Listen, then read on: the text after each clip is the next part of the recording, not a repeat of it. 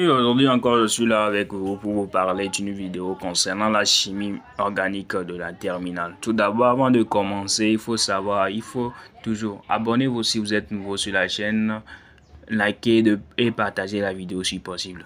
Aujourd'hui, je suis là pour vous parler de l'exercice 1, exercice 1 sur les alcools. Les alcools. Tout d'abord, vous connaissez ce que c'est que l'alcool depuis la première. Bon. On va passer à... C'est l'exercice qui se présente à l'écran. Je ne vais pas lire l'exercice, c'est ça qui se présente. Je vais vous laisser quelques secondes pour essayer de lire.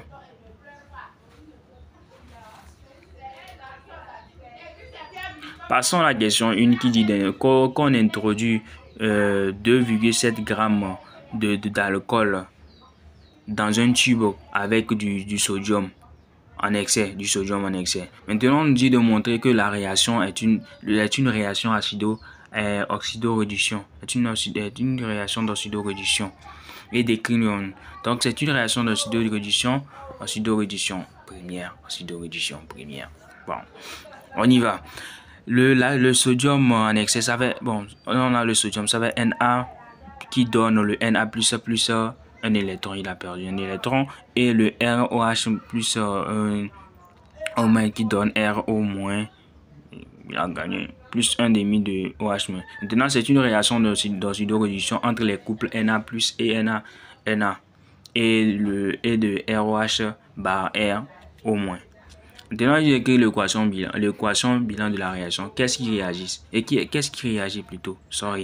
C'est l'alcool et le sodium. Donc c'est ça, on a plaqué, on a mis ici au niveau des réactions.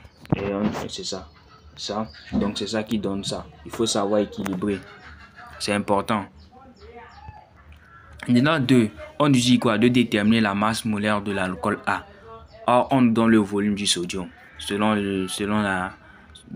Donc on va passer à la réaction stoichiométrique. Donc la quantité de matière du composé A qu'on nomme l'alcool sur la quantité de matière d'hydrogène. Donc on passe, bon c'est ça, après on a introduit, genre, on a trouvé la masse égale à la masse fois le volume molaire sur 2 fois le volume d'hydrogène. Donc à la fin on trouve la masse molaire égale à 108 grammes par mol. Passons à la question 2. Maintenant, on dit que le 2, l'oxydation ménagère de cet alcool A conduit à un mélange de deux produits organiques B et C. Donc, il faut savoir que l'oxydation ménagère, donc ça donne deux produits. On a dit, dans le cours, on vous avait dit quoi? Que lorsque c'est un alcool primaire, son oxydation donne deux composés. L'aldéhyde et l'acide carboxylique. Lorsque c'est un alcool secondaire, ça donne simplement du sodium. Son oxydation donne le cétone. Or, c'est une oxydation d'un alcool tertiaire. Bon, on n'a pas d'oxydation. Ça, c'est logique. Donc, bon, ça, c'est pour vous donner simplement une idée sur le cours. Maintenant, la question principalement nous dit quoi? Nous dit de donner la fonction de B et sa masse molaire. Bon, on nous dit que quoi? Que le B réagit avec le 2,4 DNPH et la liqueur de phényl. Donc, il faut retourner dans le cahier. Bon, il faut retourner dans le cahier. Dans le cahier, tu vois en même temps, dans ton cahier, on a dit quoi? Le DNPH, la liqueur de phényl. Directement, ça se lie à quoi? Ça se lie à l'aldéhyde. C'est à l'aldéhyde. Si c'était le DNPH, donc, il faut savoir que c'est cétone. Bon, cétone. Maintenant, on dit de chercher la masse molaire. Or, on nous dit que c'est l'oxydation de l'alcool qui donne l'aldéhyde. Or, l'aldéhyde a moins d'hydrogène, a moins de 2 hydrogènes que l'alcool. Donc, pour calculer la masse de A, ça veut dire la masse de B plus 2. Donc, on tire la masse de B qui est égale à la masse de A, la masse molaire, hein, de A moins 2. Donc, au final, on trouve la masse molaire de B égale à 106 grammes par mol. Bon, c'est ça.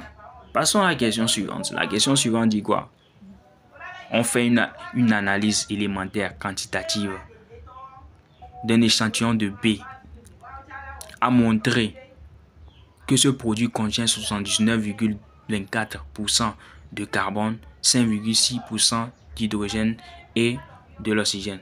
On peut déterminer en même temps pour l'oxygène parce qu'on sait que le composé B est composé de quoi? Du carbone, de l'hydrogène et de l'oxygène. Donc on fait 100% moins le pourcentage de carbone plus le pourcentage d'hydrogène. On trouve le pourcentage de l'oxygène. Maintenant, pour déterminer la masse moléculaire, connaissant les pourcentages, c'est facile. Et connaissant la masse molaire aussi, c'est facile. Depuis la première, on nous a montré ça. Donc ça fait la masse molaire de B sur 100 qui est égale à... Bon, c'est ça. Maintenant, on déduit au final, on trouve la masse de... non, pas ça. Au final, on trouve la masse moléculaire de B égale à C7H6O et la masse de A égale à ça. C'est ça. On va plus tarder. Passons à la question C. La question C dit quoi? Que le A, il contient un noyau benzénique. Le noyau benzénique est composé de combien de carbone? De 6 carbone. Maintenant, on dit d'écrire la formule semi-développée. On dit que le A, c'est un alcool. Ça contient un noyau benzénique. Et aussi, on dit que le A, son oxydation ménagée donne l'aldéhyde et donne un composé B qui est l'aldéhyde. Donc, un composé C qu'on ne connaît pas. Or, on dit que dans le cours, on a dit l'oxydation ménagée d'un alcool primaire donne 2 composés. D'un alcool secondaire donne un composé. Et d'un alcool tertiaire, bon, il n'y a pas d'oxydation. Donc, il faut imaginer en même temps. Donc, le C, c'est un alcool. C'est un acide carboxylique. Et ce qui veut dire que le A, c'est un alcool primaire. Et on dit ça contient un noyau benzénique. Or, on a trouvé la masse moléculaire de A. C'est ça qui est C7H8O. Donc, c'est facile de déterminer la formule semi-développée. Bon, je ne vais pas vous mentir, hein, c'est facile. C'est facile de retrouver ça. Si on compte, on va trouver que ça fait C7. Maintenant, je vais plus tarder. Maintenant, le 2, on dit d'écrire l'équation bilan de la réaction de B et de la liqueur de Fehling. Donc, il faut connaître l'équation bilan de la liqueur de Fehling. C'est nécessaire, c'est donné dans le cahier. Donc, ça fait 2C de plus 2OH moins plus 2 électrons qui donne CU2O plus l'eau. Maintenant, on écrit l'équation bilan de l'alcool. De l'aldéhyde plutôt. Désolé, c'est là de l'aldéhyde. Donc, ça donne OH moins qui donne l'eau. OH2 plus électrons. Donc c'est à toi d'équilibrer. Parce que là-bas, des fois, bon, ça fait genre, les gens n'arrivent pas à équilibrer ça très bien. Il faut savoir équilibrer. D'abord, il faut commencer par les hauts pour ne pas fausser. Et après, tu sais de abominer. Après tout, on fait les simplifications. Donc on met l'aldéhyde là-bas. On ramène le 2, CU2, comme il n'y a pas ça dans l'autre, c'est au niveau de OH- qu'il faut calculer. Donc ça fait plus, donc ça fait 5 OH-. Or, au niveau des E, quand ils vont de l'autre côté, ils vont se simplifier. Les 2 électrons, ils vont se simplifier. Maintenant, ça c'est ça. L'oxygène, l'eau aussi, ils vont se... Donc au final, on trouve ça.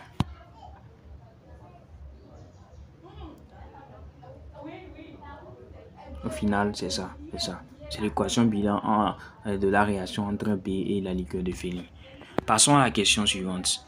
La question dit l'oxydation de la question 2 est une solution acide de dichromate de potassium de concentration C0 égale à 0,1 mol par litre. Et la masse initiale de A traité égale à M0 égale à 3,24 grammes. Maintenant, on dit de faire quoi? D'écrire l'équation bilan d'oxydation de A en B et de B de A en C. Donc, tout ça là, on va aller encore, comme on dit le dichromate. Il faut connaître la formule du dichromate. Ça, c'est important. Donc c'est ça, la formule du décompte, c'est R2O H7 de moins plus 14 H3O plus 6 E qui donne 2R3 plus 24 21 HN. Donc on y va. Maintenant au niveau de l'alcool plus l'eau, ça donne ça. Ça c'est aussi à équilibrer. Pareil aussi. Donc au final, c'est ça. C'est ça. Donc il faut voir au niveau des électrons. Ici on a 6, ici on a 3. Donc comment faire pour retrouver les électrons, les mêmes électrons. Donc il faut multiplier par 3. Donc ça fait 6. Donc après ça passe. C'est très simple, hein, très simple. Maintenant au niveau de AAC, c'est 2 dichromates. Il faut connaître la formule. C'est pareil aussi. Donc c'est ça. Surtout il faut savoir équilibrer.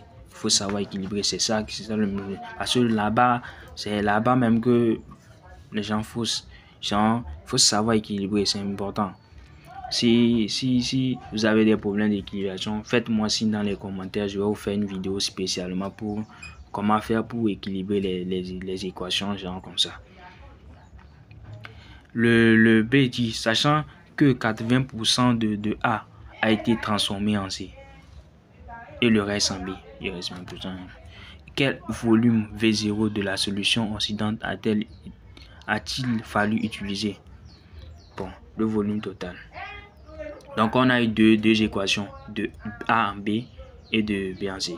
Donc ça va le volume V0 égale le volume V0 de 1 de la première solution, de la première équation, de la première équation plus le volume de la deuxième équation.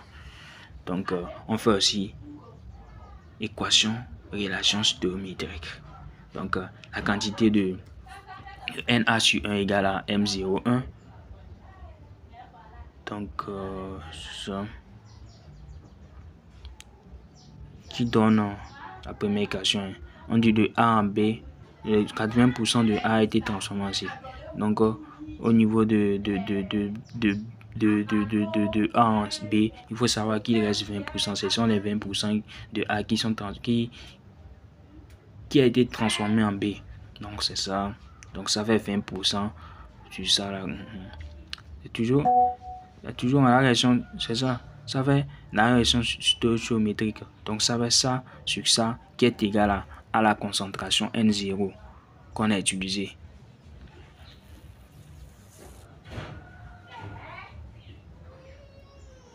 Concentration N0, c'est ça. N0, c'est ça. C'est ça là qui est N0. Pareil aussi pour l'autre. Le 2.